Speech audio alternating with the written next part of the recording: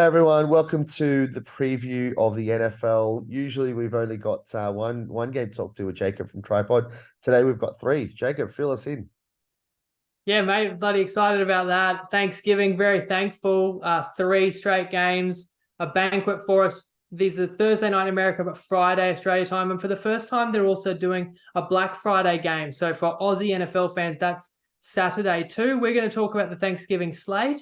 I got to say, last week I only went 1 from 3 on my picks. That'll happen. We got Mixon did get a touchdown at 220, but it wasn't a good week for me really when you might recall I said I tipped Cincinnati for the Super Bowl, and I was feeling really good about it.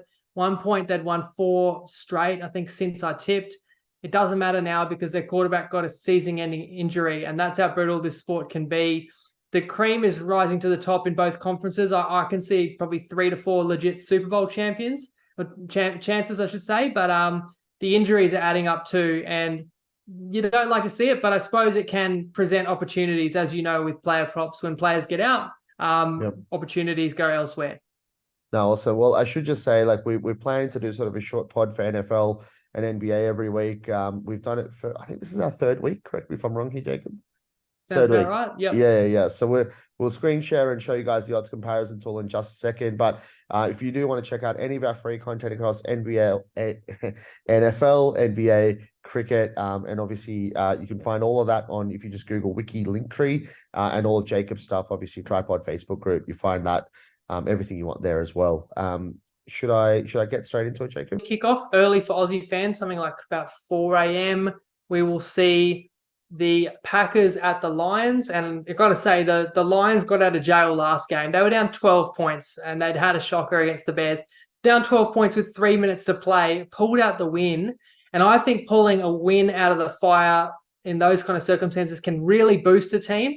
I'm a big believer in the Lions. I talked about each conference having 3 to 4 Super Bowl threats. I include the Lions in that in the NFC. So I do like them in this match. I think the Packers are inconsistent, and I think the Packers sometimes are more likely to be competitive at home. This one's in Detroit. So I like the Lions. So I'm looking for a Lions player to give me some value for a touchdown. And I'm going with Amon-Ra St. Brown, who is the best receiver in this game and one of the best in the league. He's averaging 10 catches a game in the last 5 games, which is ridiculous numbers. He's by far Jared Goff's favorite target.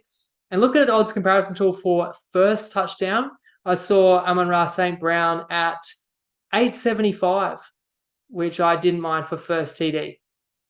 Nice. I've got to say that's a cool name. I've been saying since we started this that I got to actually start watching some of these games. What are the times for these games where you are, Jacob? Is that sort of early morning? Yeah, so I'm in Queensland, so I'm an hour different to you. But I mean, like the biggest slate of games, trying to think, you're an hour later, so it's even more reasonable, Decent especially time. now they've got their daylight savings too. I think it's like 5 a.m. it might all start, and there could be like Nice. 6, 7, 8 games on at once, and then 3.5 hours later, another 3 games. And then you Sweet. get the Sunday night football, which is around 11 a.m. Aussie time on a Monday. But then you get Monday night football, which is like 10, 11 a.m. Tuesday. Then their Thursday night game, and we're treated this week with, as I said, 3 in a row. How good. Okay, I'm not sure if you had anything else for this game. I'm happy to flick through the next one, but No, Amon-Ra St. Brown, my favorite for the Lions, and I didn't pick a sweet. Packers touchdown scorer because I don't rate their chances too highly. Awesome. No problems. I'll move on to the next game then. Yeah, well, where we've got another Dallas. team that I do really rate in the Dallas Cowboys.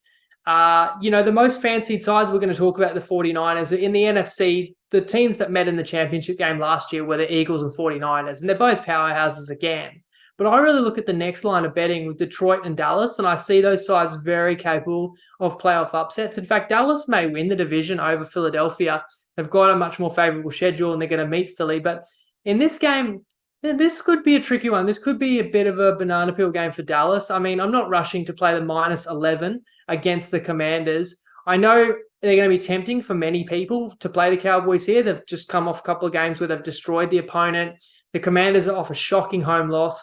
It just seems too obvious to me. Everyone is going to be on Dallas. And while there's not a lot to like about Washington, and especially after they traded a couple of the most important defensive players at the deadline, which signifies that the emphasis isn't all about this year. I'm wary that the Commanders are not total pushovers. They can drag teams to their level, and I give evidence of that as the Commanders beat Philadelphia last year. Very few teams did that, and the Commanders took Philly to overtime again this year. So it could be a surprise game. I will kind of flag that, but for my touchdown, I will still pick a Cowboy, and I'm actually going the quarterback. But mind you, to score a touchdown as a quarterback, it has to be a rushing touchdown.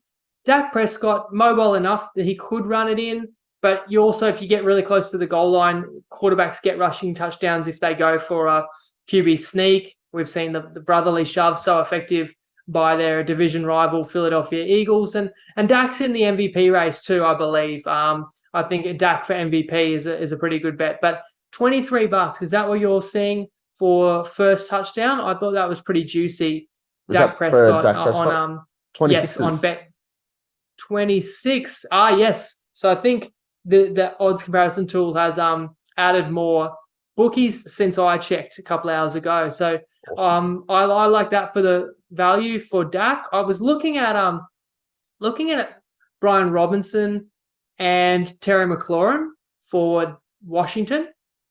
I just didn't love the prices, but it does seem, and this is a good lesson for people, that the tool keeps adding markets as they open up. So Scary Terry there, 15s, probably not enough for me. And Brian Robinson, yes, up there, 1150. So, it's a lot more likely Dallas scores the first touchdown. So I like the value there about Dak.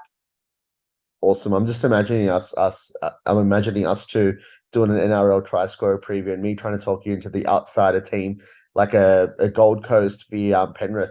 And I'm trying to talk you into Tino for Asama Luawi.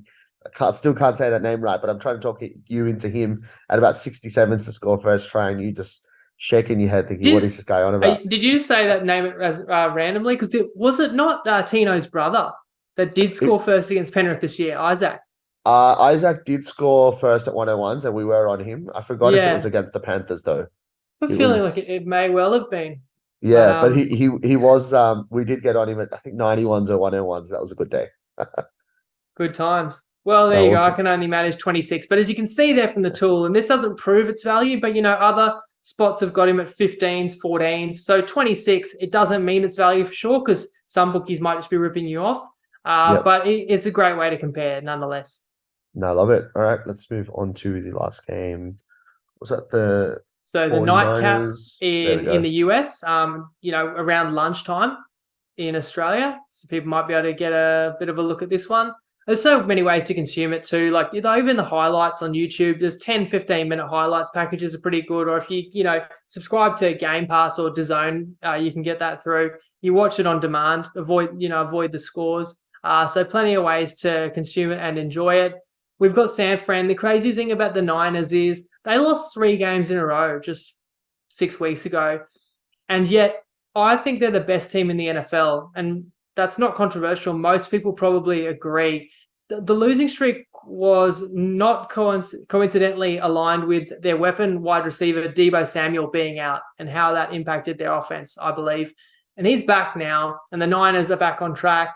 They had their bye, and they've had 2 comprehensive wins. And they play a division rival in the Seahawks, who I consider an average team. The Seahawks is the kind of side that's going to make you earn it, but they're not great. And I certainly wouldn't touch Seattle here. Some people may see this as the most competitive game of the day, and Seattle at home, and this is a strong rivalry with a good home advantage. People may want to take the points with Seattle and look to Seattle players, but you've got to be aware their quarterback is injured. It was forced off the field on Monday or Sunday American time, and then their running back, Walker, who is really important, is out. So not to mention the result, they lost by 1 point, which could be pretty deflating. They led that game by 13 and led it by, I think they led by 9 in the fourth quarter and lost. You worry about they could be a little deflated. So go back to San Fran. That's where I'm going to try and find a touchdown scorer.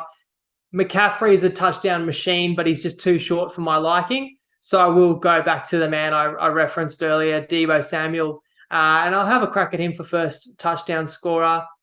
I think I saw 11.50 best price on the odds comparison tool. I like it because he's worked his way back in. He's healthy again after the injury, and with his versatility too, it's most likely a receiving touchdown. But he's the kind of player that can score out of the backfield as well. Awesome. I'll just have a quick look at him anytime just to see what the price is. 280.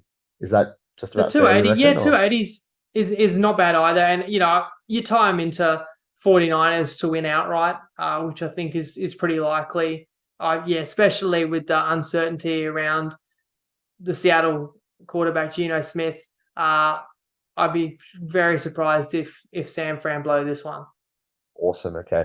Well, with the NFL preview, our plan is to go all the way up until the Super Bowl. Every week that goes on, the odds comparison tool is there for free, guys. I know what the plan was with NRL. We did this from, I think we've had the odds comparison tool up from about 2020, definitely from 2021, and it's been free. Well, it was free for about 3.5 NRL seasons, to the point where too many people were using it. We were onto a good thing, and then we made a paid subscription. So, but it will definitely be free all this NFL season. So feel free to check it out.